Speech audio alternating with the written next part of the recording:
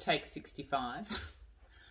It's been a quick minute since I've done a video diary, because when you have your good weeks, you don't really kind of want to talk about it because you're just living in this ignorance is bliss little bubble, and you know, kind of feels like it's all a bit boring to talk about the good times, which is probably not a great thing for this video diary. But anyway, that aside, today I was back in hospital for my physiotherapy and revisit of, you know, being an outpatient at King Edward and now an outpatient at Royal Perth for the gastro side of things.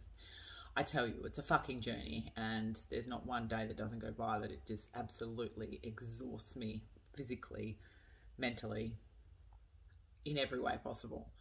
I'm finding it really hard to articulate it some days. Like, sometimes I just go really quiet and can't be fucked talking about it. Like, you can't be fucked feeling fucked, if that makes sense.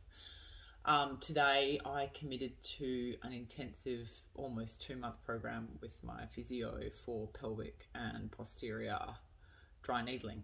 So we're going to be doing this intensive program for roughly a month and a half, twice a week. And she's going to get all up in my grill with some pretty intensive, deep dry needling to hopefully help me get, you know, some pain relief and just get me to the end game, which is essentially surgery at some point.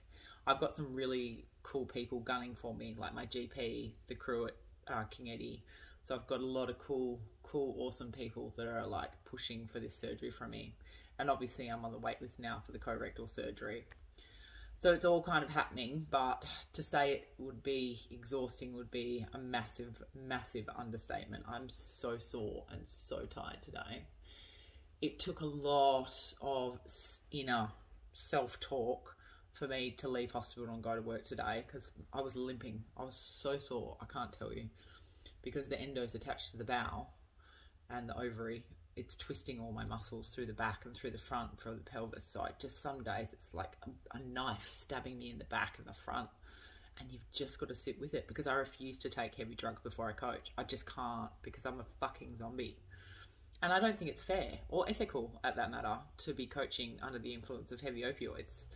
It just goes against every grain in my body. So I kind of sit with it and put up with it.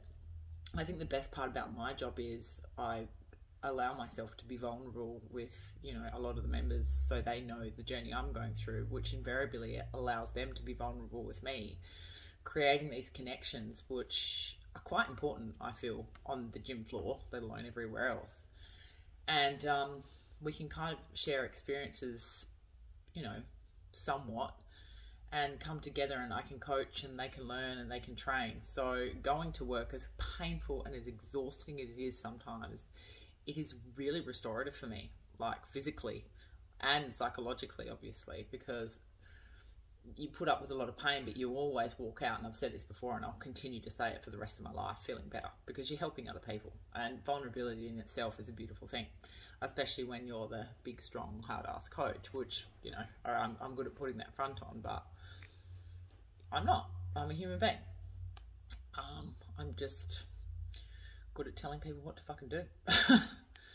So next week I start on Monday, and every Monday, every Thursday we're going in strong with some pretty intensive therapy.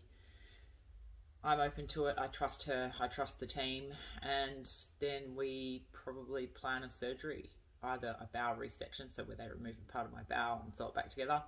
Could end up with a bag, don't know. You've just got to kind of go in hoping for the best and not the fucking worst.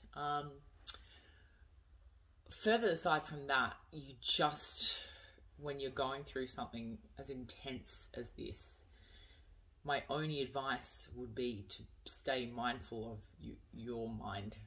The thing that gets me through, obviously a lot of you know, is like I read, educate about mindfulness, philosophy, you know, just being is so incredibly important. And then obviously speaking to the people around you that love you, and just being really open and honest, and don't bullshit yourself. If you're having a fucking bad day, you're having a bad day. None of us are superheroes. We like to pretend we are. I do. Bloody hell, if anyone's guilty of it, it's me. So I'm getting better at that, and that in itself is a gift. You know, this suffering, chronic pain, as much as it's fucked, you've got to look at it from the different angle. Like it builds this incredible resilience if you decide to take that path. Like you're a formidable force if you can be in pain and go about your day and still have a smile on your face and still help other people. I mean, I don't know what more else you could want. So I still do view this as a gift, a fucking painful one, but a gift still at that. So I will be staying on top of these video diaries a little bit more through this treatment process. I'll probably be moaning and probably more tears and fuck knows what else. Peace out, my lovelies. Whoever's watching, whoever's not. Let's see how we go next week.